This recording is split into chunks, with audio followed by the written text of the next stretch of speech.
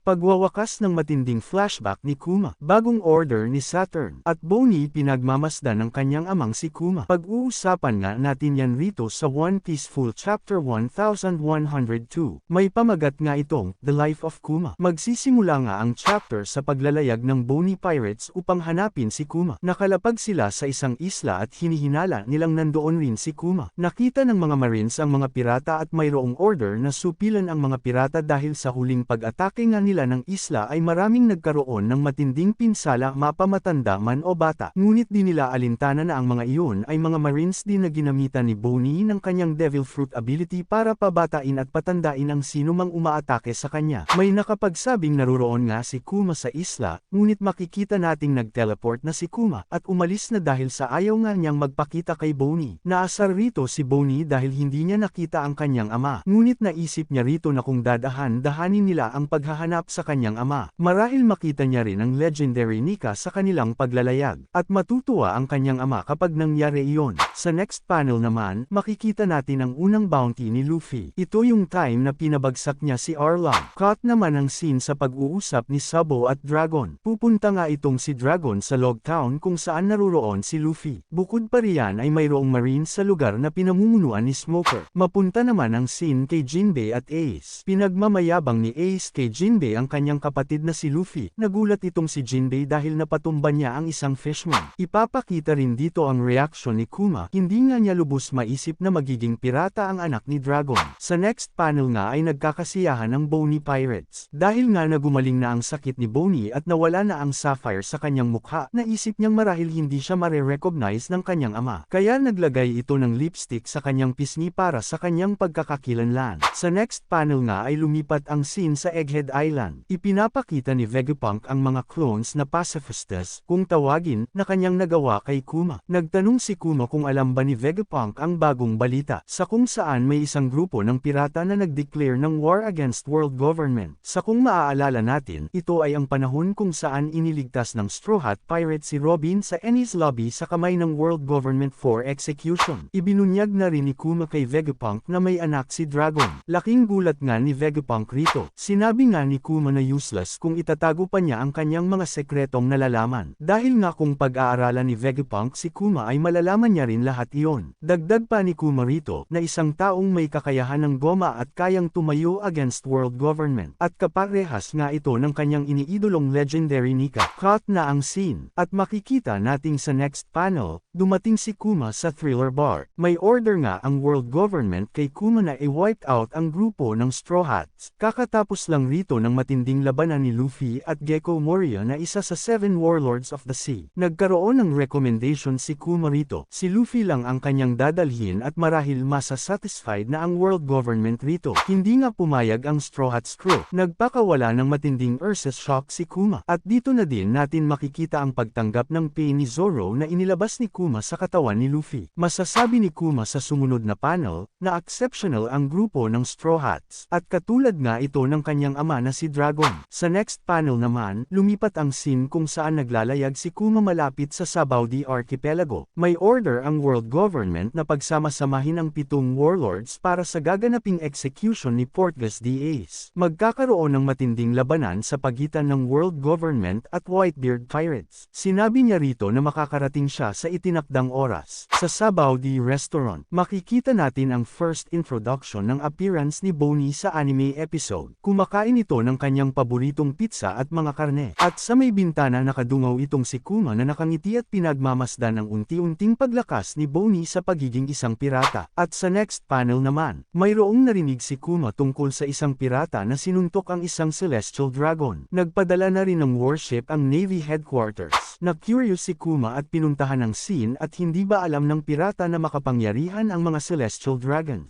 Sa pagsilip ni Kuma, laking gulat niya na si Luffy ang gumawa nito. Hindi nga ito makapaniwala dahil sa loob ng libo-libong taon ay wala pang nakagawa ng ganitong paglabag. At isang banta nga ito sa matataas na antas na panunungkulan. Dito na nagsimula ang pag-atake ng mga pacifistas sa grupo ng Straw Hat kasama na riyan si Sentomaru at Kizaru. Gumawa ng hakbang si Kuma. Kinausap niya si Rayleigh upang pagkatiwalaan siya sa kanyang gagawing aksyon. Dito na itineleport ni Kuma ang bawat miyembro ng Straw Hat pirates sa mga lugar na kanyang napuntahan. Hindi nga nagawang matulungan ni Luffy ang kanyang mga kaibigan. Sa isip nga ni Kuma, mali ang thoughts ni Luffy. Masyado lang itong maaga sa paglayag sa New World. At sa antas ng kanilang lakas ay hindi pa nila kakayanin ang kanilang mga kalaban na masasagupa. At inaasahan nga ni Kuma na balang araw si Luffy ang magliligtas sa mundo. Nag-cut naman ang scene sa Egghead Island. May karagdagang order si Saturn kay Vegapunk. Nalagyan ng self-destruct mechanism ang katawan ni Kuma. Galit na naman itong si Vegapunk sa kawalang hiyaan ni Saturn. Sinabi na nga ni Vegapunk na silang 5 elders ang may highest authority sa pagbibigay ng order na iprinogram sa experiments. Nagkaroon nga ng thought si Saturn na kapag wala ang kanilang presensya at may gagawing kahinahinala si Kuma, ay sino ang mga ngahas na pumihil rito. Nagkaroon ng ideya si Vegapunk at sinabi niya ito kay Saturn, sa kung saan kung papayagan niya ito magkakaroon ng double switch si Kuma para magpapalit-palit ng personalidad. Ngunit hindi nga ito pinayagan ni Saturn. E-erased nga nito ang buong pagkatao ni Kuma at may pagbabanta pa siya rito dahil isa nga rin itong scientist. Hindi na pinakinggan ni Saturn ang huling sinabi ni Vegapunk. Sa may laboratorio naman kung saan nakahiga si Kuma, narinig ni Kuma lahat ng pinag-usapan ni Vegapunk at Saturn. Dahil nga sa inilagay ni Vegapunk kay Kuma na superhuman hearing, nakangiti lang rito si Kuma. Trinogram ni Vegapunk si Kuma sa first assignment nito na makipaglaban sa Whitebeard's Pirates. At sinabihan rin itong maghanda ng maraming clone ni Kuma para sa pakikipaglaban. Sinabi naman rito ni Kuma na pagkatapos ni Vegapunk sa pagpoprogram ay idagdag nito ang pagpoprotekta sa Straw Hat Pirate Ship. Hanggang sa may isa sa kanilang grupo ang dumating. Gusto nga niyang protektahan ang kanilang tahanan. Since hindi na nga niya mawi-witness pa ito dahil sa na-erased na ang kanyang personalidad. Nagtanong lang si Vegapunk sa kung bakit malaki ang paniniwala niya kay Luffy. Sumagot nga lang itong si Kuma na katulad ito ng Sun God Nika na kanyang iniidolo, na magbibigay saya sa mundo gamit ang Rhythm of Liberation na binanggit niya kay Bonnie, na mayroong isang hero na magliligtas sa sangkatauhan balang araw, at nakakasigurado siyang ang kanyang hinahanap ay walang iba kundi si Luffy. Sa panel na ito makikita rin natin ang pagtaas ng bounty ni Luffy. Nagsimula na sila sa operation. Ibinigay na ni Kuma ang copy ng kanyang memorya kay Vegapunk, sa kung saan ginamitan niya ito ng kanyang Devil Fruit ability katulad ng pag-extract niya ng pain ni Luffy. Hindi ito ang original na memorya ni Kuma, sa kung saan pag nahawakan ito ay maglalaho ito ng parang bula. At huwag nang mag-alala itong si Kuma dahil gagawa ito ng system sa kung saan hindi ito mahahawakan at magagalaw. Sa next panel naman, makikita nating nag-flash ang buong buhay ni Kuma kasama ang kanyang mga mahal sa buhay. Ang kanyang ama at ina, si Ivankov, si Dragon, si Genie, si Bonnie, at si Vegapunk. Bago pa nga may baba ni Vegapunk ang lever machine, umiiyak itong si Vegapunk dahil wala namang pangyayari na naging cause ng trouble ang kanyang buhay. At kapag nawala ito, ang kanyang pagkamatay ay magiging masakit na kaganapan sa mga nagmamahal sa kanya. Dagdag pa niya rito na isang bayani itong si Kuma. Hindi lang kay Bonnie kundi sa buong taong kanyang natulungan. Nagpasalamat si Kuma at nag-iwan ng huling mensahe kay Vegapunk para kay Bonnie. Alam na nga ni Vegapunk yun at binaba na niya ang lever at nagsimula nang mawala ang personalidad ni Kuma. Makikita nating sobrang umiiyak si Vegapunk at nagdadalamati ang bawat isa sa laboratorio. Sa last page ng chapter ay makikita natin ang pag-iyak ni Bonnie sa loob ng laboratorio at ang huling mensahe ni Kuma para kay Bonnie na batiin ito ng happy 10th birthday. Ito na ang pagtatapos ng flashback ni Kuma. Aasahan nating may break next week at sa susunod na chapter ay magtutuloy na ulit sa labanan sa Egghead Island. So, yun lang.